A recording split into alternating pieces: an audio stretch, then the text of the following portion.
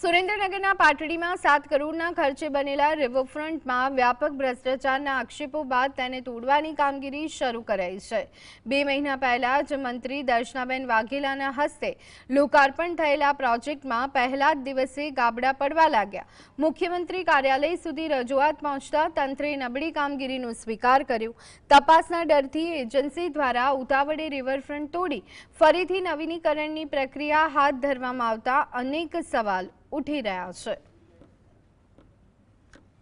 તો જે પ્રમાણે મારા જુદી જુદી એજન્સીના કોન્ટ્રાક્ટ મિત્રો છે એમની પાસેથી પણ મેં જાણકારી મેળવી છે કે કોઈ પણ સિમેન્ટ કોન્ક્રીટનું કામ હોય છે એમાં જો કોઈ પ્રકારે હલકી ગુણવત્તાનો અથવા તો નબળું કામ થયું હોય તો એને રિપેરિંગથી કે થાગા તીગડાથી ના ચલાવી શકાય, એને ફરીથી નવીનીકરણ જ કરવું પડે।